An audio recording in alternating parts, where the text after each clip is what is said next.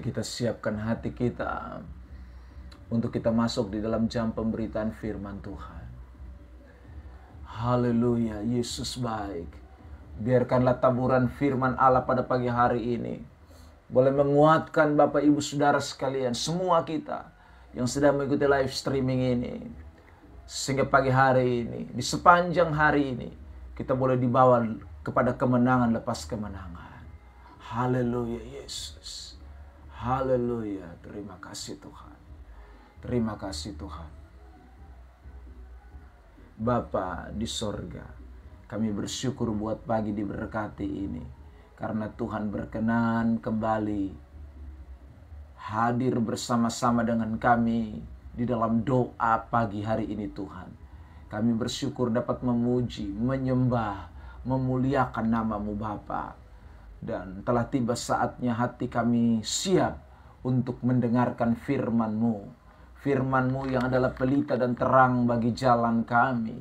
Firman-Mu yang menjadi kekuatan di dalam hidup kami. Firman-Mu yang mengajar, menasehati, mendidik kami, menyatakan kesalahan kami. Kami bersyukur Tuhan, berkenan Tuhan nyatakan itu buat kami pada pagi hari ini. Sehingga di sepanjang hari ini kami boleh ada di dalam pimpinan Tuhan. Berjalan bersama Tuhan. Terima kasih Tuhan Yesus. Ini hidup kami, urapan-Mu menguasai, hamba yang berbicara, bahkan juga semua anak-anak Tuhan, umat-umat Tuhan, hamba-hamba Tuhan yang sedang mengikuti streaming live pada kesempatan ini. Terima kasih Tuhan. Kami sambut kebenaran ini, mengucap syukur hanya di dalam nama Tuhan Yesus Kristus. Haleluya. Amin. Baik Bapak Ibu Saudara sekalian yang dikasihi oleh Tuhan Yesus Kristus, senang pagi hari ini kita bisa kembali jumpa, memuji, menyembah Tuhan. Dan saya dan saudara akan masuk di dalam jam pemberitaan firman Tuhan. Satu bagian kebenaran akan kita perhatikan, yaitu dari kitab Kisah Para Rasul pasal 9 ayat yang pertama sampai dengan ayat yang ke-18. Kisah Rasul pasal 9 ayat yang pertama sampai dengan ayat yang ke-18. Saya percaya bahwa cerita ini adalah suatu cerita yang bukanlah asing buat kita semua orang-orang percaya, anak-anak Tuhan. Karena berbicara tentang Saulus yang dipanggil oleh Tuhan. Atau Saulus yang mengalami perjumpaan dengan Tuhan ketika perjalanan menuju ke Damsyik. Dan dia berjumpa dengan Kristus Yesus di jalan itu. Sehingga dia mengalami perubahan, dia mengalami pertobatan, dia mengalami suatu titik balik ya, yang luar biasa. Dan akhirnya menjadi seorang rasul yang dipakai Tuhan, yang diurapi Tuhan, dan menjadi berkat bagi bangsa-bangsa hari-hari ini. Nah saudara yang terkasih di dalam Tuhan Yesus Kristus, karena itu pada kesempatan pagi hari ini saya tidak akan membacakan keseluruhan dari teks yang tadi saya sudah sebutkan, Kisah pasal 9 ayat yang pertama sampai dengan ayat yang ke-18. Namun dalam khotbah ini bagian-bagian tertentu yang menjadi penekanan, saya akan membacakan ayat-ayat itu buat kita sekalian. Tema pada tampilkan di layar kita masing-masing, yaitu perjumpaan dengan Tuhan. Ya, itu melebihi segalanya, melebihi perjumpaan dengan siapapun. Mungkin saudara pernah berjumpa dengan presiden, mungkin saudara pernah berjumpa dengan orang-orang penting tertentu, saudara pernah berjumpa dengan pejabat-pejabat. Ya, saudara, itu tidak lebih indah, itu tidak lebih menyenangkan dengan berjumpa dengan Tuhan. Saudara yang terkasih, seperti pagi hari ini ketika saudara dan saya sedang memuji, menyembah, memuliakan nama Tuhan, kita juga sedang mengalami perjumpaan dengan Tuhan. Kita sedang mengalami pertemuan dengan Tuhan. Ini adalah sesuatu yang luar biasa di dalam kehidupan kekristenan. Nah, saudara yang terkasih di dalam Tuhan Yesus Kristus, nah, Mari kita perhatikan firman Tuhan. Bagaimana hal pertama yang ingin saya bahas adalah bagaimana perjumpaan dengan Tuhan itu bisa terjadi, ya. Saudara yang terkasih di dalam Tuhan, kalau kita membaca kitab Kisah Para Rasul pasal 9, ayat yang pertama sampai dengan ayat yang keempat, kita menemukan jawaban di sana bahwa perjumpaan dengan Tuhan itu bukanlah rencana kita. Perjumpaan dengan Tuhan itu bukanlah gagasan kita. Perjumpaan dengan Tuhan itu bukan karena program kita, saudara. Tetapi itu adalah program Tuhan. Itu rencana Tuhan. Itu kemauan Tuhan bagi setiap orang. Saudara yang telah dipanggil, yang telah, saudaraku, ditentukan oleh Tuhan. Jadi tidak ada seorang pun yang bisa mengalami perjumpaan dengan Tuhan kalau Tuhan sendiri tidak mau menyatakan dirinya kepada orang itu. Kalau Tuhan sendiri tidak mau mempertemukan dirinya dengan orang tersebut. Jadi saudara, perjumpaan dengan Tuhan adalah sesuatu yang luar biasa. Perjumpaan dengan Tuhan adalah sesuatu yang dahsyat. Kenapa? Sekali lagi, karena ini adalah rencana Tuhan di dalam hidup kita. Ini adalah suatu program Tuhan yang luar biasa yang kita boleh sama-sama rasakan. Saudara lihat ayat di dalam kitab Kisah pasal 9 itu. Saya tidak baca ayat 1 sampai 4, tapi saya baca saja ayat yang ketiga. Dalam perjalanannya ke Damsyik. Jadi, saudara, rencananya seorang Saulus adalah dia menuju ke Damsyik, memegang surat kuasa untuk mulai melakukan pergerakan pembunuhan, untuk mulai saudara menangkap orang-orang Kristen yang ada pada masa itu, untuk mengecam gereja, untuk melakukan suatu kejahatan. Tetapi dalam perjalanannya menuju ke Damsyik, ketika ia sudah dekat kota, artinya bahwa rencananya hampir terlaksana. Artinya bahwa saudara, programnya Saulus ini mau terrealisasi. Tetapi tiba-tiba, perhatikan kalimat itu. Tiba-tiba ini berarti di luar dugaan dari Saulus. Ini di luar dari persepsi, ini di luar dari rencana program Saulus. Saulus tidak pernah tahu kalau ketika dia dekat kota itu, dia akan melihat cahaya memancar dari langit mengelilingi dia. Dan ini tentu saudara bicara soal pernyataan Tuhan, kehadiran Tuhan, saudara, bagi Paulus, bagi Saulus yang ada pada waktu itu. Ini di luar program, ini di luar angan-angan, ini di luar rencana daripada seorang yang bernama Saulus itu. Tiba-tiba saja cahaya memancar dari langit dan mengelilingi dia. Saudara yang terkasih di dalam Tuhan Yesus Kristus, bukankah dalam kehidupan kita pun seringkali kita mengalami demikian? Kita mempunyai rencana-rencana, saudara. Kita mempunyai program-program. Kita mempunyai sebuah planning tertentu, saudara yang terkasih di dalam Tuhan, yang ingin kita kerjakan, yang ingin kita laksanakan. Tetapi saudara yang terkasih dalam Tuhan, lewat rencana-rencana itu, lewat program-program yang kita mau kerjakan, justru Allah menyatakan dirinya. Allah menyatakan kuasanya, Allah menyatakan kehadirannya bagi saudara dan saya. Saudara yang terkasih di dalam Tuhan, saya berikan contoh pribadi dalam kehidupan saya. Saya dulu pergi ke Jawa, saudara, bukan program mau jadi tapi justru pergi untuk sekolah sekuler, untuk menempuh ilmu supaya bisa menjadi orang yang sukses ke depan dalam hal-hal jasmani, saudara yang terkasih dalam Tuhan. Tetapi dalam perjalanan saya dari Kupang ke Malang, lalu kemudian mulai menempuh pendidikan sekuler di Malang, justru di sanalah Tuhan menangkap saya. Saya tidak pernah mempunyai rencana berjumpa dengan Tuhan di saat saya ada di dalam bangku perkuliahan di semester 5 pada waktu itu. Saya tidak punya rencana sama sekali kalau suatu saat Tuhan tiba-tiba akan berjumpa dengan saya dan membuat saya mengalami sebuah titik perubahan, mengalami sebuah pertobatan dengan sungguh tidak pernah ada dalam rencana. Tetapi saya terlampau yakin, saya baru mengerti hari ini bahwa semuanya ada di dalam ketentuan Tuhan, kedaulatan Allah. Allah yang telah merancangkan pertemuan itu sehingga membawa saya hari ini boleh mengalami sesuatu perjumpaan yang indah dengan Tuhan. Saudara yang terkasih di dalam Tuhan Yesus Kristus,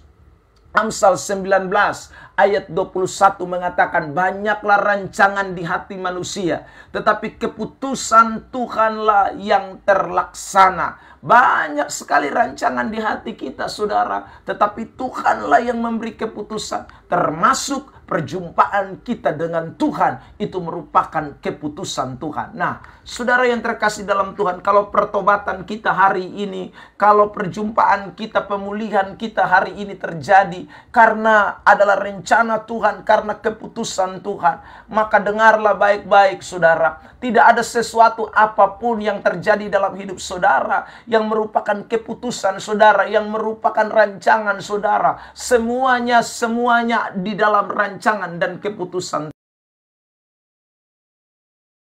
Yesaya pasal yang ke-55, di sana dikatakan bahwa sejauh langit dari bumi, demikianlah jauhnya rancangan Tuhan dari rancangan kita. Setingginya langit dari bumi, saudara, demikianlah jauhnya rancangan saudara, jalan saudara dengan jalan Tuhan. Jadi saudara yang terkasih di dalam Tuhan, apapun yang terjadi dalam hidup kita hari ini, semuanya adalah keputusan Tuhan, semuanya ada di dalam rancangan Tuhan.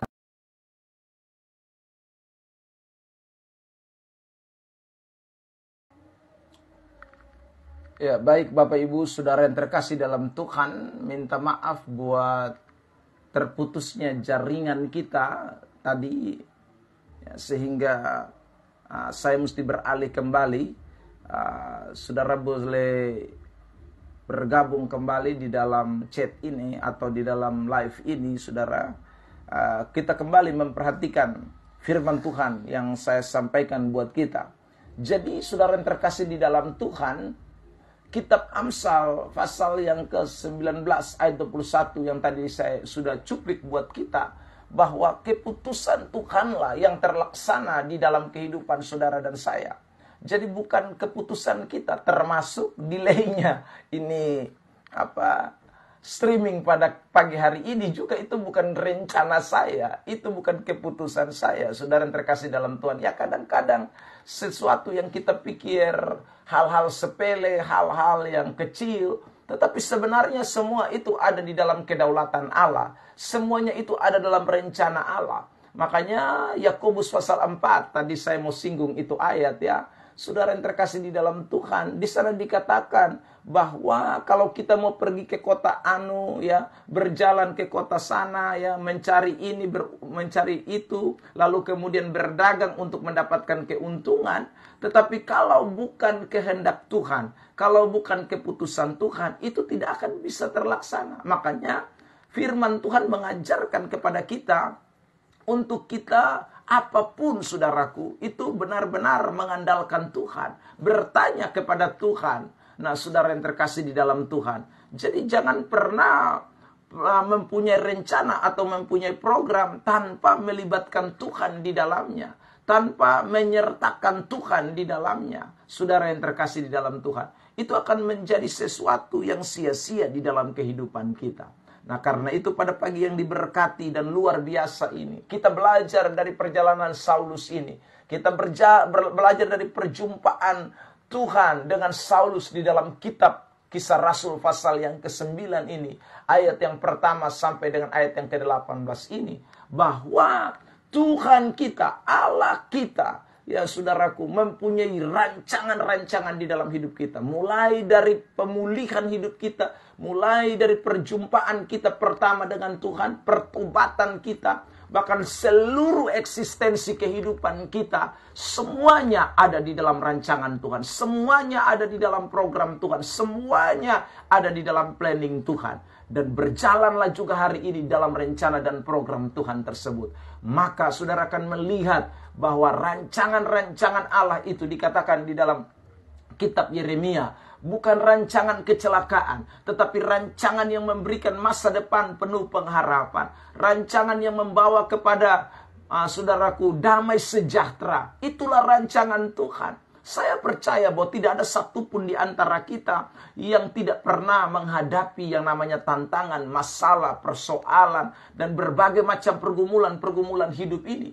Tetapi yakinlah Kalau Tuhan yang mengerjakan rancangannya di dalam kehidupan saudara dan saya, maka pasti akan membawa saudara dan saya kepada hal-hal yang luar biasa. Membawa kepada hal-hal yang menyenangkan. Membawa kepada hal-hal yang saudara, membawa kita menikmati sesuatu. Seperti juga dikatakan dalam kitab Mazmur pasal yang ke-23.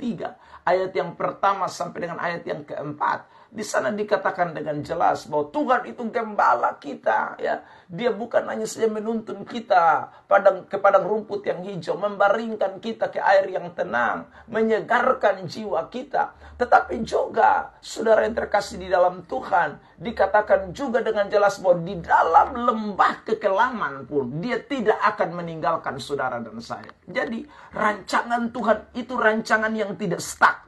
Rancangan Tuhan itu rancangan yang tidak dapat dibatasi oleh suatu kondisi keadaan. Penyertaan Tuhan itu luar biasa di dalam kehidupan saudara dan saya.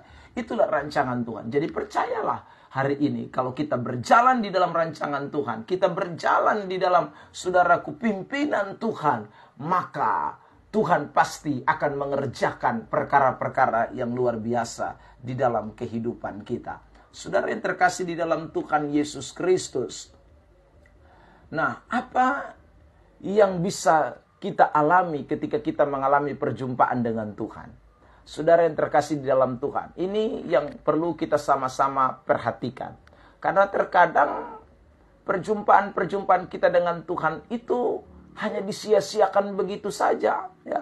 Ada banyak orang yang tidak meresponi dengan baik, tidak memberi hidupnya kepada Tuhan dengan baik setelah dia mengalami perjumpaan dengan Tuhan, setelah dia mengalami pemulihan dengan Tuhan, setelah dia mengalami, saudara, bagaimana Tuhan bekerja di dalam hidupnya. Nah, hal ini yang saya mau sampaikan buat kita di bagian yang kedua. Bahwa ketika Saulus mengalami perjumpaan dengan Tuhan, dia mengerti bahwa ini adalah rencana Allah. Dia mengerti bahwa ini adalah keputusan Tuhan. Maka di ayat yang keempat sampai dengan ayat yang kelima, saya bacakan buat kita. Ia rebah ke tanah dan kedengaranlah olehnya suatu suara yang berkata kepadanya, Saulus, Saulus, mengapakah engkau menganiaya aku? Jawab Saulus, siapakah engkau Tuhan? Katanya, akulah Yesus yang kau aniaya itu. Saudara yang terkasih, lihat ya. Dikatakan di dalam teks itu ada sebuah komunikasi, ada suatu reaksi antara Kristus, antara Yesus dengan Saulus. Ketika Saulus bertanya, Yesus menjawab, akulah Yesus yang kau aniaya itu. Nah, ketika mendengarkan perkataan Yesus ini, saudara perhatikan di ayat yang ke-8, apa yang dilakukan oleh seorang Saulus. Saulus bangun dan berdiri lalu membuka matanya. Tetapi ia tidak dapat melihat apa-apa. Mereka harus menuntun dia masuk ke Damsyik. Lalu kemudian di ayat yang ke-18. Dan ketika itu juga seolah-olah selaput gugur dari matanya. Sehingga ia dapat melihat lagi. Ia bangun lalu dibaptis. Saudara yang terkasih di dalam Tuhan. Sangat singkat. Apa yang menjadi perjumpaan daripada Paulus pada masa itu, pada waktu itu di jalan lurus itu, saudara. Singkat sekali, firman yang disampaikan pun singkat. Ya. Cuman ada kalimat di sana dikatakan, Saulus, akulah Yesus yang kau aniaya itu. Ini firman yang singkat. Tetapi saudara, respon seorang Saulus, respon seorang yang bernama Saulus ini luar biasa. Dia kemudian bangun berdiri, lalu kemudian dia, saudaraku, dituntun masuk ke Damsyik, lalu kemudian dia mengalami perjumpaan dengan seorang hamba Tuhan yang bernama Ananias, dan setelah itu dia memberi dirinya dibaptis, saudara. Nah, ini respon yang luar biasa. Hari ini, saudara, kalau kita mengalami perjumpaan dengan Tuhan, kita mengalami pertemuan dengan Tuhan. Dengarkan baik-baik, saudara. Ada begitu banyak pesan-pesan Tuhan yang Tuhan mau sampaikan kepada kita. Ada begitu banyak hal yang Tuhan mau nyatakan kepada saudara dan saya. Dan sebagai orang-orang yang telah mengalami perjumpaan dengan Tuhan, mari kita semua boleh pasang telinga kita dengan sungguh untuk mendengarkan apa yang menjadi pesan-pesan Tuhan buat kita. Apa yang menjadi kebenarannya buat saudara dan saya. Sebab saudara yang terkasih di dalam Tuhan, Dia tidak mau di dalam perjalanan hidup kita setelah mengalami perjumpaan dengan Dia, kita berjalan di dalam kehendak kita, keputusan kita, kemauan kita. Dia mau kita mendengarkan apa yang Dia katakan kepada kita. Dia mau kita tunduk taat kepada apa yang firman katakan kepada kita. Seperti halnya Saulus. Nah, saudara yang terkasih di dalam Tuhan, sebab tanpa firman kita tidak mungkin bisa berjalan di tengah-tengah dunia yang gelap. Tanpa kebenaran kita tidak tahu apa yang harus kita lakukan di dalam perjumpaan kita dengan Tuhan. Di dalam saudara kehidupan kita hari lepas hari. Tetapi kita butuh kebenaran. Kita butuh firman yang menjadi pelita dan terang bagi jalan kita. Firman yang memberikan kekuatan buat kita. Saudara yang terkasih di dalam Tuhan. Karena itu besok saudara akan pergi gereja. Atau saudara juga bisa mendengarkan khotbah-khotbah lewat channel-channel YouTube Kristen ya. Saudara juga bisa mendengarkan khotbah lewat Facebook seperti pagi hari ini. Saudara bisa mendengarkan khotbah-khotbah juga ketika saudara sedang dalam ibadat-ibadat keluarga, ibadat kaum wanita, ibadat kaum pria, kaum bapak, kaum muda ya saudara. Dan masih banyak lagi ketika saudara diperdengarkan kebenaran-kebenaran itu, dengarkanlah dengan baik. Sebab saudara, apa artinya perjumpaanmu dengan Tuhan? Apa artinya pertemuanmu dengan Tuhan? Kalau engkau tidak mau mendengarkan apa yang menjadi pesan-pesan Tuhan, apa yang Tuhan mau sampaikan kepadamu, engkau sia-siakan, engkau abaikan, engkau remehkan, engkau tidak pedulikan, engkau cuek, maka saudara engkau akan kehilangan sejumlah berkat-berkat yang Tuhan mau nyatakan kepadamu, saudara. Nah, itu menjadi penting buat kita semua yang hadir pada pagi hari ini. Karena itu saudara, marilah kita semua siapkan telinga rohani kita setiap hari. Ya, siapkan hati kita setiap hari untuk terus mendengarkan pesan-pesan Tuhan. Saudara yang terkasih di dalam Tuhan, dalam kitab Wahyu pasal 2 sampai dengan kitab Wahyu pasal 3, kita menemukan ketika Tuhan berbicara kepada 7 jemaat yang ada di Asia Kecil. Selalu saja dia mengakhiri dengan pernyataan, siapa bertelinga hendaklah ia mendengarkan apa yang dikatakan Roh kepada jemaat-jemaat. Selalu saja dia mengatakan siapa bertelinga, siapa bertelinga, siapa bertelinga. Maksudnya apa? Ada banyak orang yang tidak sadar, saudara, bahwa ketika dia mengalami perjumpaan dengan Tuhan, Tuhan mau berbicara buat dia. Tuhan mau menyatakan kebenarannya. Seperti Saulus, saudara. Kita harus mendengarkan apa yang Tuhan katakan. Dan kadang Tuhan memakai Ananias di hari-hari ini. Siapakah mereka? Gembalamu, ya saudara, pengkhotbah yang engkau dengar. Hamba-hamba Tuhan yang sedang menyampaikan kebenaran. Mereka adalah Ananias yang Tuhan pakai untuk membawa engkau ke jalan yang benar. Untuk membawa engkau kepada sebuah kehidupan ya, yang Tuhan inginkan, yang Tuhan rancangkan. Itu kita tidak boleh lupakan pada pagi hari ini. Saudara yang terkasih di dalam Tuhan Yesus Kristus. Yang kedua, di dalam perjumpaan itu ya, selain dia meresponi kebenaran yang Tuhan sampaikan, di ayat yang ke-8 sampai dengan ayat yang ke-9 kita mulai menemukan ada sesuatu yang terjadi di dalam kehidupan seorang yang bernama Saulus. Mari kita lihat di ayat 8 dan 9, saya bacakan. Saulus bangun berdiri, lalu membuka matanya tetapi ia tidak dapat melihat apa-apa. Mereka harus menuntun dia masuk ke Damsyik. 3 hari lamanya ia tidak dapat melihat, dan 3 hari lamanya ia tidak makan dan minum. Tetapi ayat 17, lalu pergilah Ananias ke situ dan masuk ke rumah itu. Ia menumpangkan tangannya ke atas Saulus. Katanya, Saulus, saudaraku, Tuhan Yesus yang telah menampakkan diri kepadamu di jalan yang engkau lalui telah menyuruh aku kepadamu supaya engkau dapat melihat lagi dan penuh dengan Roh Kudus. Saudara yang terkasih, tadinya kita menemukan bahwa Saulus mengalami suatu kondisi yang buruk sekali ya, terpuruk saudaraku. Tetapi ketika perjumpaan dengan Tuhan itu ada suatu pemulihan yang terjadi.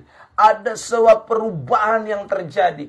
Tuhan bahkan memberikan kepada dia Roh Kudus memenuhi kehidupannya. Sehingga saudara, Paulus mengalami sebuah titik perubahan. Saulus mengalami perubahan yang luar biasa. Dan bukan hanya itu, kita tahu setelah itu dia kemudian dipakai Tuhan menjadi seorang rasul yang luar biasa, diurapi dengan diurapi dan dipercaya berbagai macam karunia-karunia yang terus menjadi alat di tangan Tuhan untuk menjadi berkat bagi banyak orang. Hari ini saudara terkasih di dalam Tuhan, kalau saudara mengalami perjumpaan dengan Tuhan, sudah pasti kita pasti akan mengalami perubahan hidup. Tuhan pasti akan mempercayakan karunia-karunia-Nya di dalam hidup saudara. Dia akan memperlengkapi saudara dan saya. Kita tidak tahu saudara terkasih di dalam Tuhan, ya, bagaimana kita harus mengerjakan sesuatu, bagaimana kita harus melayani, bagaimana kita harus buat ini dan itu. Tetapi saudara, ketika kita menjadi percaya, kita berjumpa dengan Tuhan, Tuhan memberikan kita kasih karunia, sehingga kita betul-betul dapat menjadi alat di tangan Tuhan. Kita betul-betul mengalami sebuah titik perubahan. Tuhan akan menyatakan kuasanya di dalam hidup saudara dan saya, sehingga saudara akan menjadi berkat bagi banyak orang. Perubahan hidup kita bukan hanya untuk diri kita. Perubahan hidup kita bukan hanya untuk orang-orang yang ada di dalam keluarga kita. Tapi perubahan hidup kita Tuhan mau pakai untuk menjangkau bagi banyak orang. Seperti Saulus yang Tuhan pakai untuk menjangkau banyak orang. Ya, saudara terkasih dalam Tuhan. Jadi itulah perjumpaan dengan Tuhan. Itulah yang namanya perjumpaan dengan Tuhan. Pagi hari ini saudara, karena itu mari kita semua terus mengalami perjumpaan. Terus mengalami perjumpaan dengan Tuhan. Ketika kita mengalami perjumpaan dengan Tuhan, saya ulang. Yang pertama, rancangan-rancangan Tuhan akan saudara alami dalam hidup ini. Kalau saudara mengalami perjumpaan dengan Tuhan, saudara, telinga rohanimu akan semakin dibukakan untuk engkau mendengarkan apa yang menjadi pesan-pesan Tuhan. Kalau engkau menjadi seorang yang mengalami perjumpaan dengan Tuhan, engkau akan melihat titik balik kehidupanmu. Ada sebuah perubahan yang akan terjadi dalam kehidupanmu, di mana engkau akan menjadi alat di tangan Tuhan. Dia akan memperlengkapi engkau dengan luar biasa, sehingga akan menjadi berkat bagi banyak orang di sekitarmu. Saudara yang terkasih dalam Tuhan Yesus Kristus, pada pagi yang luar biasa ini, kita semua yang telah mengikuti live streaming, sekali lagi mulai dari awal tadi kita dalam doa, penyembahan yang luar biasa, saya percaya Tuhan ada di tengah-tengah kita. Tuhan sedang bekerja di tengah-tengah saudara. Dia akan memimpin hidup saudara hari ini. Apapun yang saudara alami, bukan manusia yang akan turun tangan, tetapi Tuhan yang akan turun tangan bersama dengan saudara. Haleluya. Dan rancangan Tuhan, damai sejahtera, sukacita, kemuliaan Tuhan akan menyertai hidupmu di sepanjang hari ini.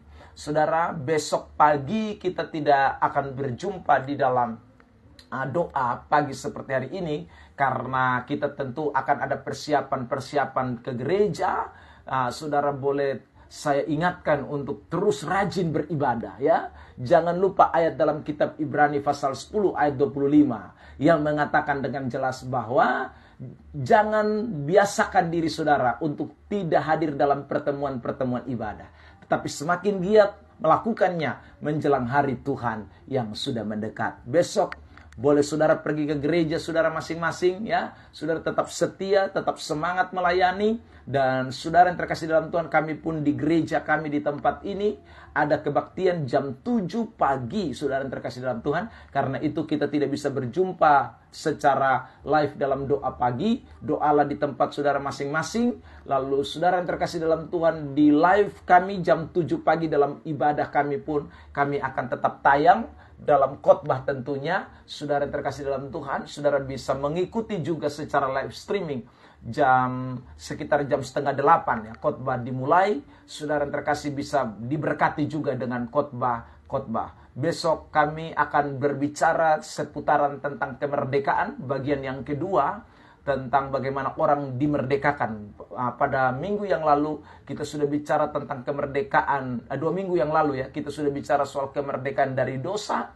Dan pada minggu ini kita akan berbicara lagi dalam satu tema yang baru, kemerdekaan dari kuasa setan, dari jerat iblis. Kita akan bahas pada ibadat raya besok hari di Gereja Sidang Jemaat Allah, Glow of Love, sinar kasih yang ada di Bolok, saudara terkasih dalam Tuhan. Nah, itu saja yang mungkin saya sampaikan. Saya juga minta dukungan doa dari Bapak, Ibu, Saudara sekalian yang mengikuti live streaming ini. Karena hari Minggu saya akan berangkat juga ke Sabu, Saudara, untuk ada dalam pelayanan KKR selama kurang lebih 5 hari. Saya ada di Sabu. Saudara minta dukungan doa. Biarlah pemberitaan Injil di Sabu boleh terjadi untuk kemuliaan bagi nama Tuhan. Jadi mungkin juga kita tidak bisa ketemu di dalam doa-doa pagi karena saya tidak akan ada di tempat saudara. Namun kalau Tuhan izinkan, ya biasanya kami dalam tim jadi ada doa bersama. Tetapi kalau memang tidak, maka saya akan juga melakukan live jikalau sinyal di Sabu memungkinkan untuk kita bertemu. Kiranya Tuhan Yesus memberkati kita. Kita akan jumpa kembali pada kesempatan-kesempatan yang akan datang ketika saya sudah kembali dari pelayanan, dan biarlah nama Tuhan terus dipuji dan dipermuliakan. Mari saudara terkasih, serahkan pergumulan saudara kepada Tuhan. Kita akan doa penutup. Serahkan perjalanan hidupmu saudara hari ini. Yang sakit percayalah Tuhan sembuhkan, yang membutuhkan jawaban Tuhan pasti berikan. Arahkan hati saudara kepada Tuhan saja, dan kita akan berdoa untuk mengucap syukur buat kebenaran dan juga berkat yang akan kita terima pada pagi hari ini secara jasmani. Haleluya. Mari kita berdoa. Ibu, istri saya akan berdoa. Ya. Terima kasih Tuhan untuk kasih setiamu yang begitu luar biasa Tuhan. Kalau Tuhan sudah memimpin kami dalam doa penyembahan pada pagi hari ini Tuhan. Sebelum kami melangkah di hari yang baru ini Tuhan, biarlah kebenaran firman Tuhan senantiasa menuntun kehidupan kami dimanapun kami berada Tuhan. Terima kasih Bapa di surga, terima kasih Engkau memberkati anak-anak-Mu yang sudah mengikuti live streaming yang ada. Tuhan, Engkau melihat pergumulan kehidupan mereka, rumah tangga mereka Tuhan, dalam pekerjaan mereka, dalam kegiatan-kegiatan yang mereka lakukan Tuhan. Mungkin saat ini mereka menghadapi satu permasalahan yang tidak mereka, oh Tuhan, sanggup Tuhan. Tetapi Engkau Allah yang sanggup untuk menolong dalam rumah tangga mereka, dalam oh Tuhan pekerjaan mereka, di dalam nama Yesus, dalam nama Yesus. Keberkatan yang ada dalam kehidupan mereka Tuhan. Mungkin saat ini mereka sedang lemah, mari Engkau kuatkan. Mungkin saat ini mereka sedang sakit, mari Engkau sembuhkan dan jamah. Bilur-bilur-Mu berkuasa atas kehidupan kami semuanya yang oh Tuhan pada pagi hari ini Tuhan. Terima kasih Bapa di surga, terima kasih. Kalau kami akan melangkah di hari yang baru ini, mari tuntun kami setiap oh Tuhan perkataan, perbuatan kami, tingkah laku kami. Biarlah kami menyenangkan hati Engkau dan nama Tuhan dipuji, dipermuliakan. Terima kasih Bapa di surga, terima kasih. Memberkati anak-anak Tuhan dimanapun berada Tuhan. Allah senantiasa menolong dalam kehidupan kami. Kami yakin dan percaya mujizat-Mu masih berlaku atas kehidupan kami. Dan kami akan melihat Engkau seperti Saulus, memandang Engkau karena Engkaulah segala-galanya dalam kehidupan kami, dalam pelayanan kami Tuhan. Mari memberkati Tuhan, mari menolong. Biarlah setiap jiwa-jiwa yang sudah mendengar firman Allah diberkati dan nama Tuhan dipuji, dipermuliakan. Terima kasih Bapa di surga, terima kasih, ampuni segala dosa kami. Biarlah apa yang kami lakukan senantiasa berkenan di hadirat Engkau. Ini doa kami, ini sembahyang kami yang kurang jauh dari sempurna Tuhan.